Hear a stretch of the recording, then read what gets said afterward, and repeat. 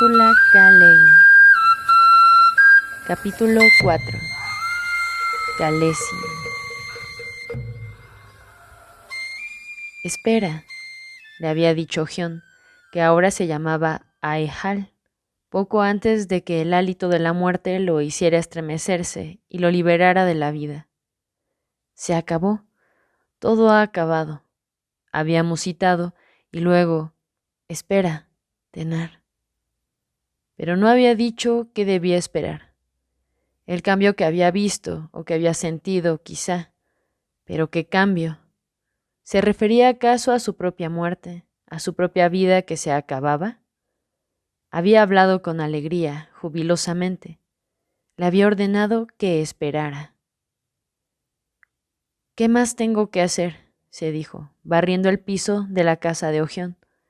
¿Qué más he hecho en mi vida? Y hablando con su recuerdo de Ogión, ¿debo esperar aquí en tu casa?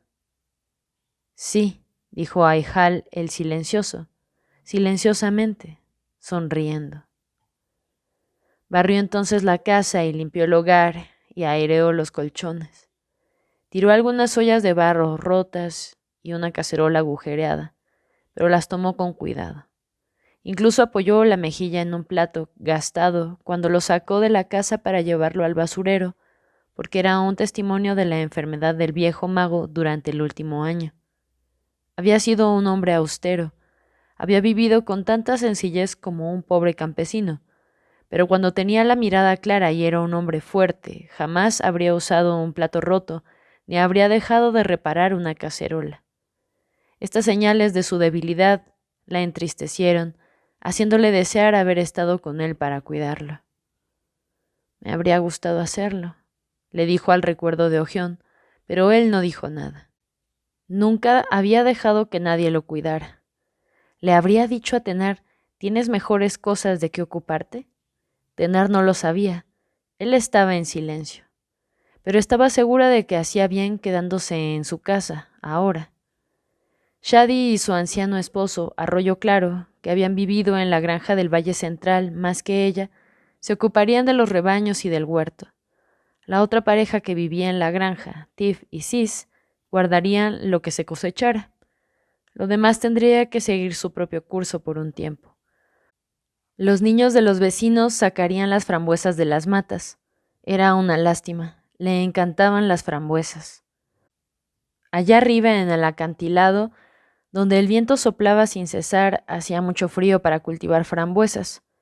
Pero en el viejo melocotonero de Ogión, que estaba en el rincón, cubierto del muro de la casa que daba al sur, habían 18 melocotones, y Terru no dejaba de mirarlos como un gato pendiente de un ratón, hasta que un día entró en la casa y dijo en su voz ronca y poco clara: «2 melocotones, están todos rojos y amarillos». «Ah», dijo Tenar. Fueron juntas hasta el árbol y sacaron los 2 primeros melocotones maduros y se los comieron allí mismo, sin pelarlos. El jugo les corría por el mentón. Se lamieron los dedos. «¿Puedo plantarla?», dijo Terru observando la rugosa semilla del melocotón. «Sí, este es un buen lugar, cerca del viejo árbol, pero no muy cerca. Así los 2 tendrán espacio para sus raíces y sus ramas». La niña escogió un lugar y cavó la minúscula tumba. Colocó la semilla adentro y la cubrió. Tenar la observaba. Sentía que en los pocos días que llevaban viviendo allí, Terru había cambiado. Seguía teniendo una actitud indiferente, ni enfadada ni alegre, pero desde que estaban allí, su impresionante actitud vigilante y su inmovilidad se habían suavizado casi imperceptiblemente. Se había interesado por los melocotones. Se le había ocurrido plantar la semilla, aumentar el número de melocotones en el mundo. En la granja de los robles había solo 2 personas que no le daban miedo, Tenar y Alondra. Pero aquí se había acostumbrado fácilmente a Brezo, la pastora de cabras de Realbi, una amable muchacha gritona y tontuela de 20 años que trataba a la niña casi como si fuese otra cabra, una niña lisiada. Eso estaba bien. Y tía Musgo estaba bien también, a pesar de cómo olía. Cuando Tenar había vivido en Realbi por primera vez hacía 25 años, Musgo no era una bruja vieja, sino una bruja joven. Siempre ocultaba la cabeza y se inclinaba y sonreía forzadamente ante la joven dama, la Dama Blanca, la pupila y discípula de Ogión, hablándole siempre con el mayor respeto. Tenar había sentido entonces que ese respeto era falso, una máscara que ocultaba una envidia y una antipatía y una desconfianza que le eran muy familiares por parte de las mujeres ante las cuales la habían colocado en una posición de superioridad, mujeres que se consideraban vulgares y que la consideraban alguien especial, privilegiada. Como sacerdotisa de las tumbas de Atuan o como pupila forastera del mago de Gont, había ocupado una posición distante, superior. Los hombres le habían dado poder, los hombres habían compartido su poder con ella. Las mujeres la observaban desde fuera, a veces con rivalidad, a menudo con un asomo de mofa. Ella había sentido que era la que quedaba afuera, excluida. Había huido de los poderes de las tumbas del desierto y después había renunciado a los poderes de conocimiento y maestría que le ofrecía su tutor, Ogión. Le había dado la espalda a todo aquello. Había atravesado al otro lado, se había ido al otro cuarto donde vivían las mujeres para ser también una de ellas. Una esposa, la esposa de un granjero, una madre, un ama de casa que ostentaba el poder para el que nace una mujer, la autoridad que le asignaba el orden impuesto por la humanidad. Y allí, en el Valle Central, Goja, la esposa de Pedernal, había sido bien recibida, dentro de todo, por las mujeres. Indudablemente forastera, de tez blanca y con un acento un tanto extraño, pero una extraordinaria ama de casa, una excelente hiladora, con hijos de buenos modales y bien criados, y una granja próspera, respetable. Y para los hombres era la mujer de Pedernal, que hacía lo que debía hacer una mujer: compartir su lecho, criar, hornear, cocinar, limpiar, hilar, coser, servir. Una buena mujer. Le daban su aprobación. Pedernal había escogido bien después de todo, decían. ¿Cómo será una mujer blanca?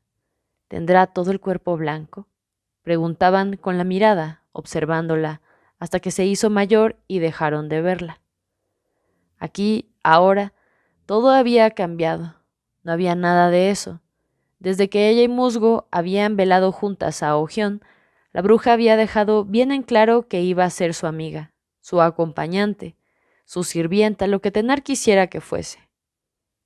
Tenar no estaba en absoluto segura de qué quería que fuese tía Musgo, porque le parecía impredecible, indigna de confianza, incomprensible, apasionada, ignorante, solapada y sucia. Pero Musgo se llevaba bien con la niña quemada. Tal vez era Musgo la que estaba produciendo ese cambio, esa leve serenidad en Terru. Con ella, Terru se comportaba como con cualquier otra persona, inexpresiva, retraída, dócil, como puede ser dócil un objeto inanimado, una piedra.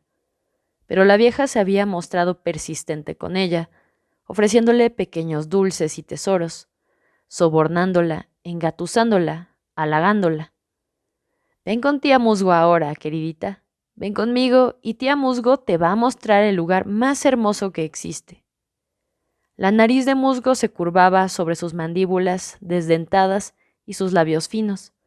En la mejilla tenía una verruga del tamaño de una semilla de cereza. Sus cabellos eran un amasijo gris y negro de nudos mágicos y mechones, y tenía un olor tan fuerte y desagradable y profundo e intrincado como el olor de una guarida de zorros. Ven al bosque conmigo, queridita, decían las brujas viejas en los cuentos que les contaban a los niños de Gont. Ven conmigo y te mostraré un lugar muy hermoso.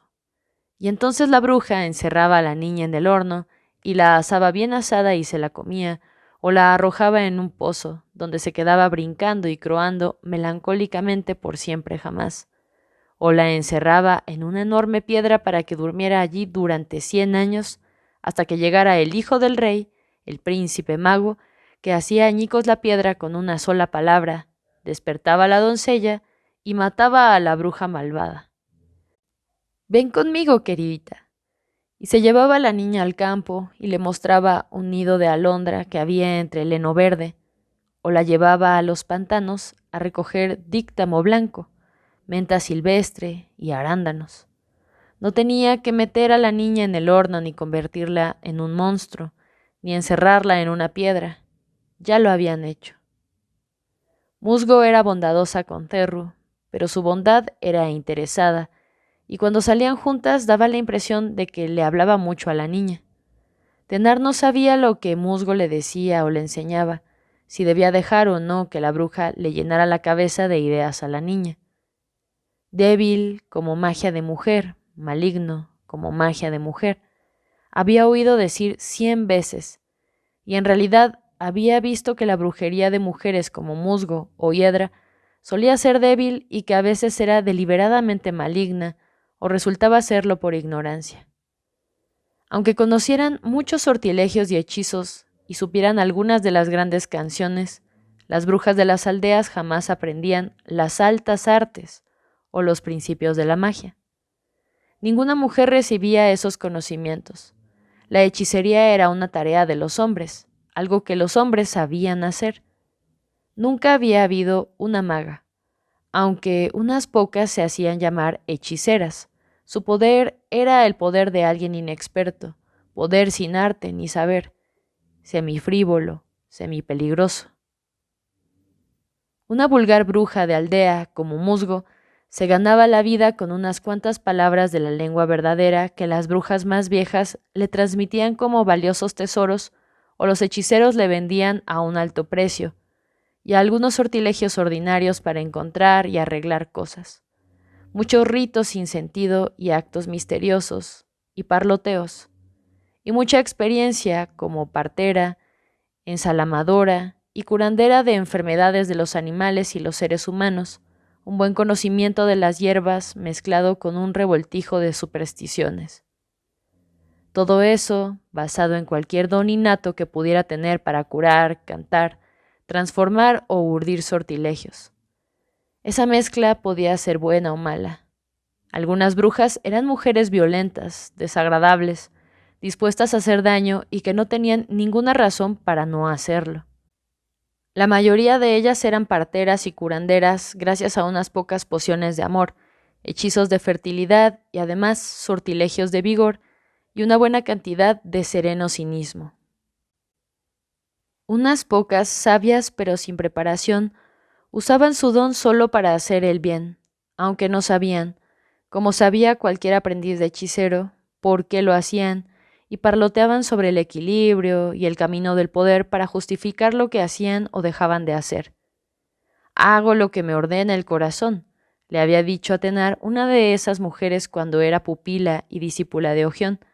El señor Ogión es un gran mago, te honra enormemente al enseñarte, pero mira y ve, niña, si lo único que te ha enseñado no es en realidad a hacer lo que te ordena el corazón.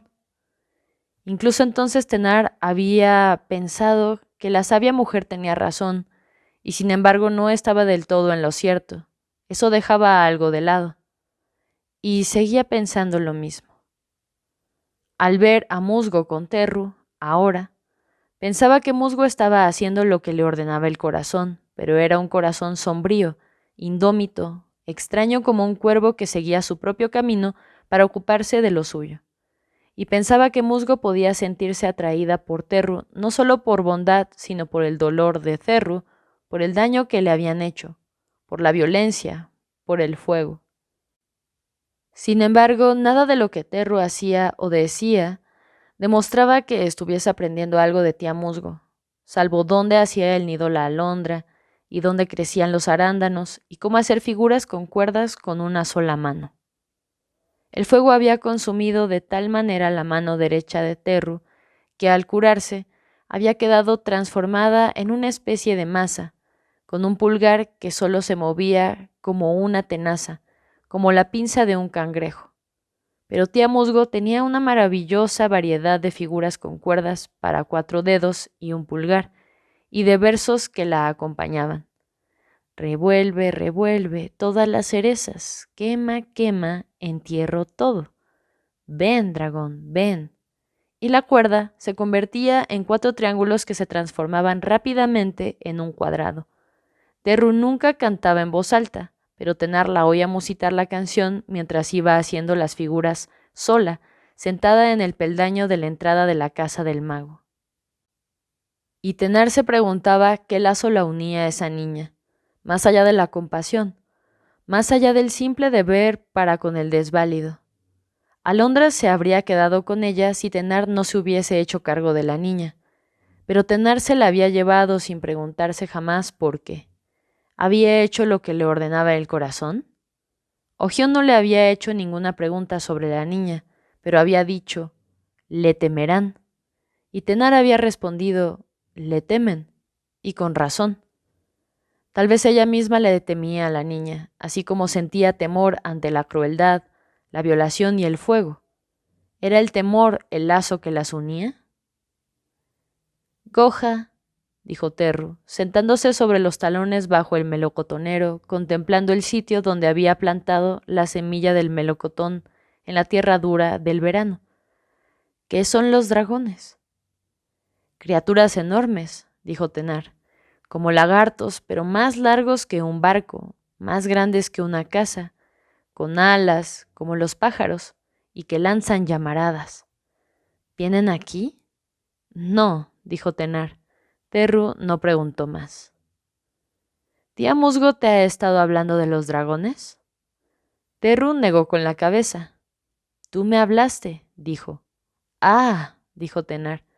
«Y enseguida, el melocotonero que plantaste va a necesitar agua para crecer, 1 vez al día, hasta que empiecen las lluvias». Terru se levantó y desapareció trotando tras la esquina de la casa en dirección al pozo. Tenía las piernas y los pies perfectamente sanos, sin heridas. A Tenar le gustaba verla caminar o correr, apoyando los obscuros, polvorientos y hermosos piececitos en la tierra. Terru regresó con la regadera de Ogión, sosteniéndola con dificultad, y echó un pequeño chorro de agua sobre la semilla recién plantada. «Así que recuerdas esa historia que hablaba de cuando la gente y los dragones eran una sola cosa. Te conté que los seres humanos llegaron aquí, yendo hacia el este, pero que todos los dragones se quedaron en las islas remotas del oeste, hace mucho, mucho tiempo». Terru asintió. Parecía no prestar atención, pero cuando Tenar apuntó al mar al decir las islas remotas, Terru volvió la cara hacia el alto y brillante horizonte que se divisaba entre las plantas de habichuelas afirmadas con estacas y establo. Una cabra se asomó en el techo del establo y se puso de perfil, balanceando la cabeza con elegancia. Al parecer se consideraba una cabra montañesa.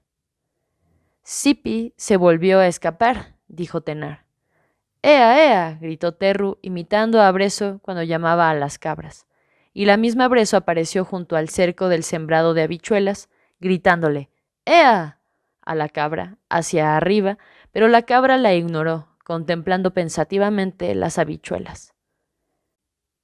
Tenar las dejó a las 3 jugando el juego de atrapar la cabra. Se echó a andar pasando delante del sembrado de habichuelas, hacia la orilla del precipicio y a lo largo de la orilla. La casa de Ogión estaba alejada de la aldea y más cerca que todas las demás de la orilla del acantilado, que allí era una ladera empinada, cubierta de pastos, quebrada por salientes y rebordes rocosos donde se podía llevar a pastar a las cabras. A medida que se avanzaba hacia el norte, el declive se hacía cada vez más pronunciado hasta caer abruptamente, y las rocas del ancho reborde se asomaban a través de la tierra del sendero hasta que más o menos a 1 milla al norte de la aldea, el acantilado se convertía en una plataforma de arenisca rojiza suspendida sobre el mar que le roía la base 200 pies más abajo. Lo único que crecía en ese extremo del acantilado eran líquenes y hierbas, y aquí y allá una margarita celeste, aplastada por el viento como un capullo arrojado sobre la piedra rugosa y carcomida. Al norte y al este de la orilla del precipicio, sobre una angosta faja montañosa, se alzaba la enorme ladera de la montaña de Gont, cubierta de árboles casi hasta la cumbre. El precipicio estaba a tal altura sobre la bahía que había que mirar hacia abajo para ver las costas más lejanas y las difusas tierras bajas de Ésare. Más allá de ellas, hacia el sur y el oeste, lo único que había era el cielo sobre el mar. A Tenar le gustaba ir allí cuando vivía en Realbi. A Ogión le encantaban los bosques, pero a ella, que había vivido en un desierto donde los únicos árboles que había a una distancia de 100 millas eran los nudosos melocotoneros y manzanos del huerto, regados a mano en los larguísimos veranos, donde nunca crecía nada verde y fresco, y fácilmente, donde no había más que una montaña y una extensa planicie y cielo, a ella le gustaba más la orilla del precipicio que los bosques que rodeaban el lugar. Le gustaba que no hubiese nada sobre su cabeza. También le gustaban los líquenes, las hierbas grises, las margaritas sin tallos. Le eran familiares. Se sentó en la plataforma rocosa a unos pocos pies de la orilla y contempló el mar como solía hacerlo en otra época. El sol era cálido, pero el incesante viento le enfrió el sudor de la cara y los brazos. Se recostó apoyándose en las manos, sin pensar en nada, pictórica del sol y viento y cielo y mar, volviéndose transparente al sol, al viento, al cielo, al mar. Pero su mano izquierda le hizo recordar que estaba viva y miró en torno para ver qué le arañaba la palma de la mano. Era un cardo diminuto, oculto en una grieta de la arenisca, que elevaba apenas sus púas, descoloridas hacia la luz y el viento. El cardo se agitaba sin doblarse ante el embate del viento, resistiéndolo, enterrado en la roca. Se quedó contemplándolo por largo rato. Cuando volvió a mirar hacia el mar, vio, azul entre la niebla azul, allí donde el mar se unía con el cielo, la silueta de la isla, Granea, la isla más oriental de todas las islas interiores. Observó esa difusa silueta de ensueño, en una ensoñación hasta que un pájaro que volaba por sobre el mar desde el oeste atrajo su mirada. No era una gaviota, porque su vuelo era parejo, y volaba muy alto para ser un pelícano. ¿Era un ganso salvaje o un albatros, el enorme y extraño viajero de alta mar que venía desde las islas?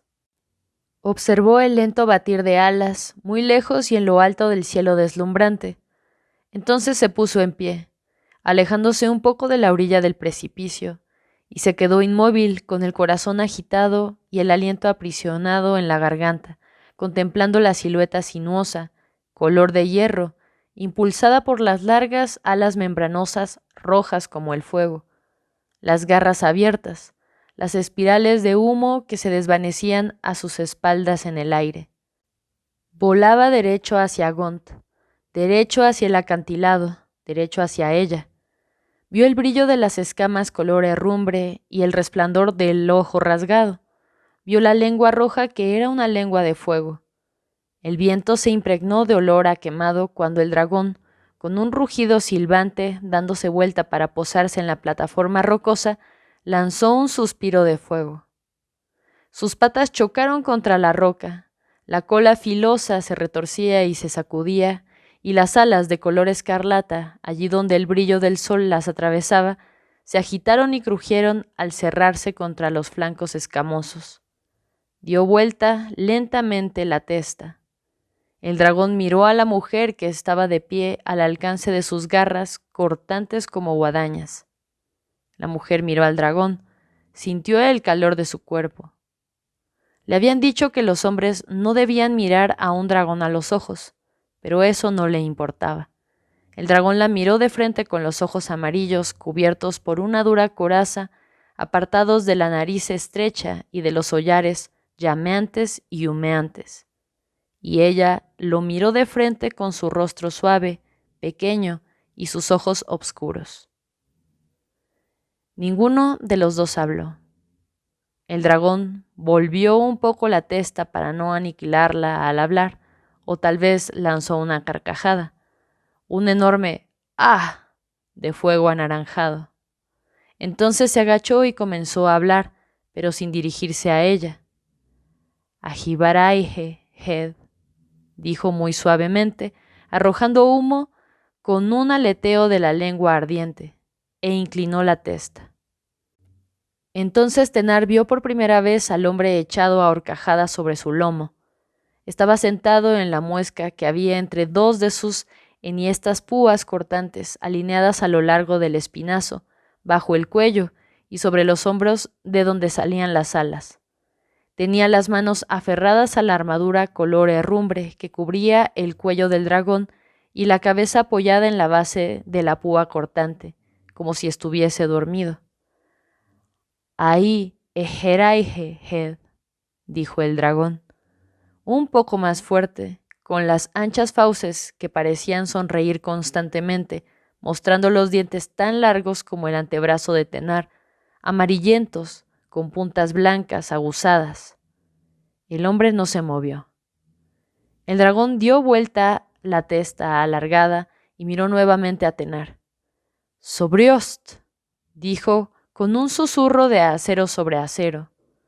Tenar conocía esa palabra de la lengua de la creación. Ogión le había enseñado todo lo que había aprendido de esa lengua. «Trepa», le había dicho el dragón, «trépate». Y ella vio los peldaños que tenía que subir.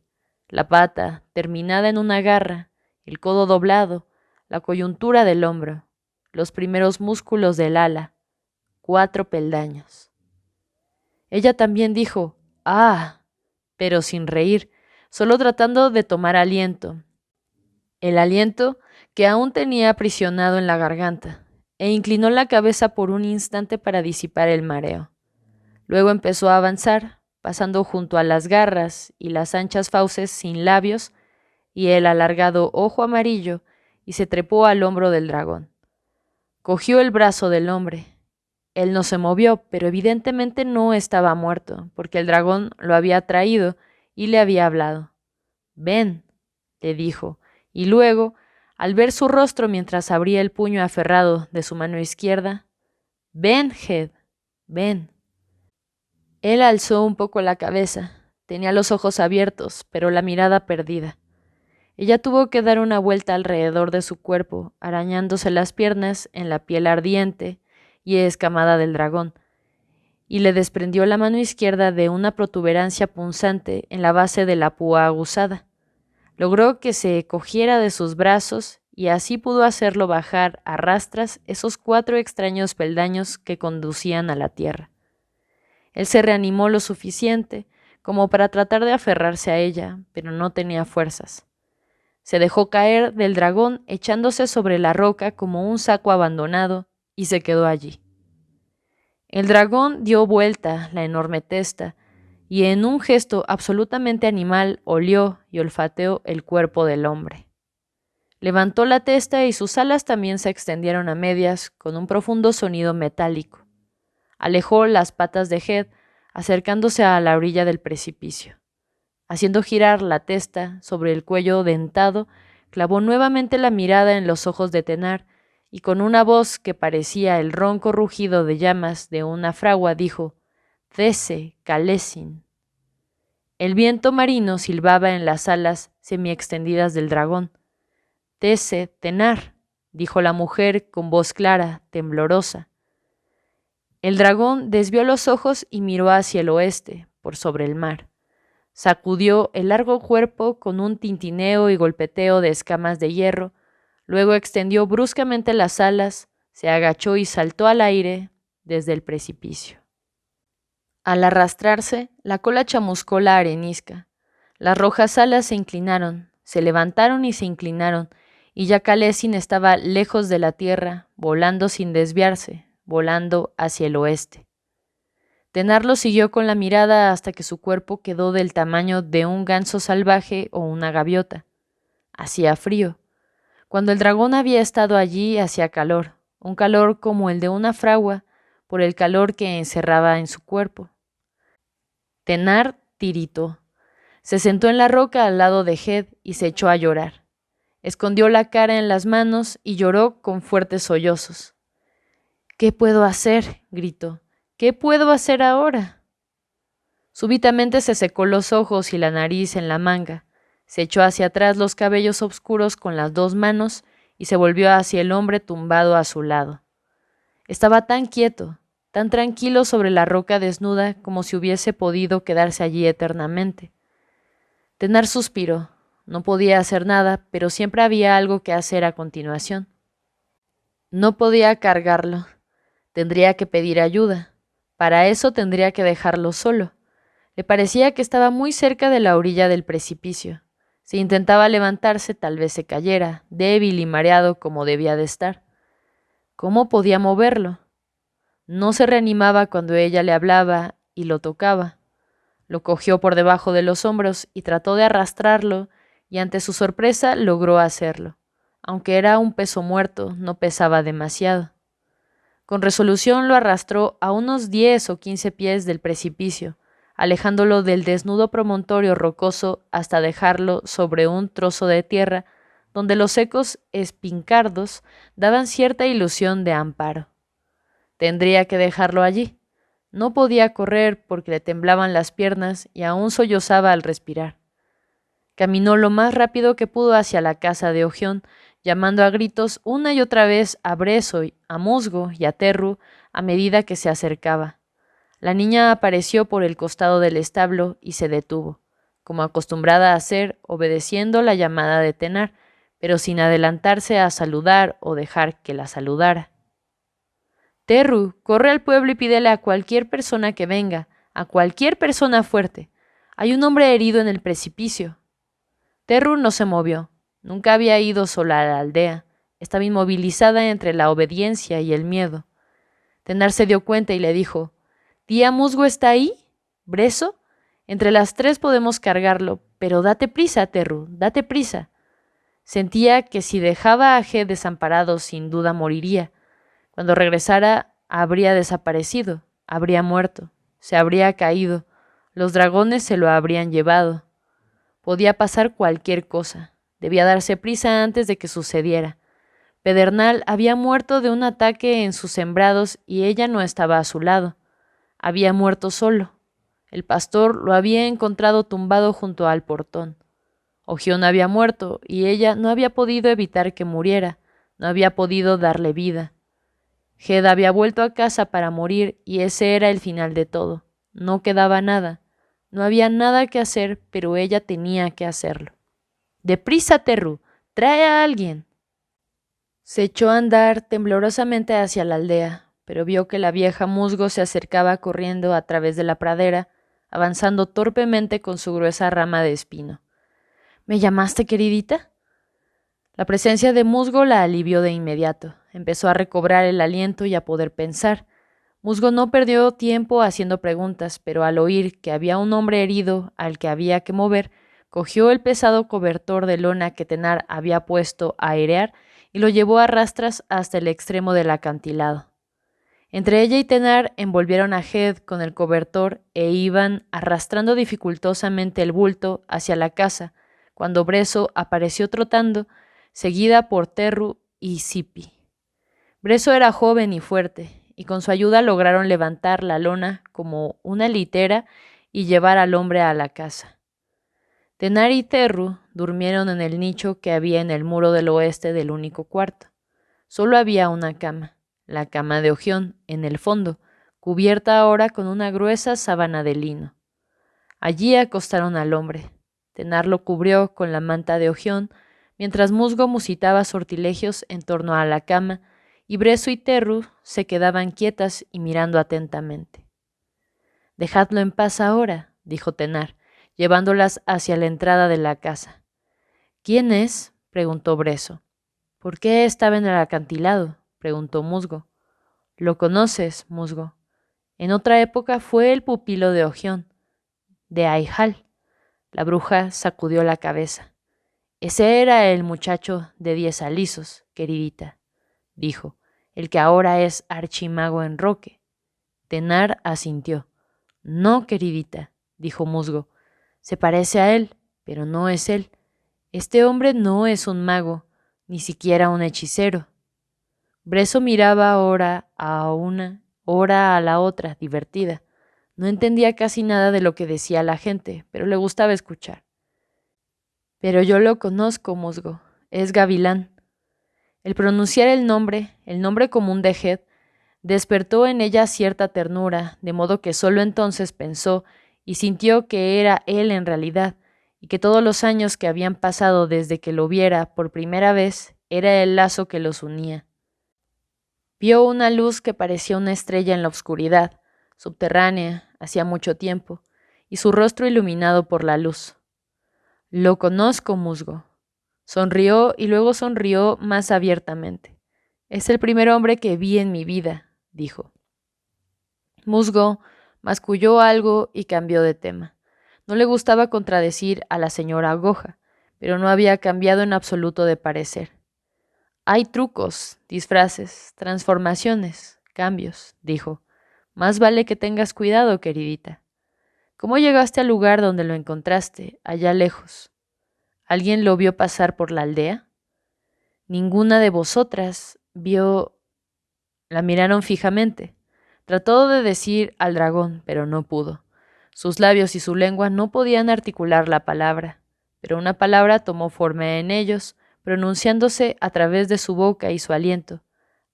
Acalesin, dijo. Terru tenía los ojos fijos en ella. Una ola de tibieza, de calor, parecía surgir de la niña como si tuviese fiebre. No dijo nada, pero movió los labios como si repitiera el nombre, y el calor febril ardió en torno a ella. ¡Trucos!, dijo Musgo. Ahora que nuestro mago se ha ido, vendrán por aquí embusteros de todo tipo.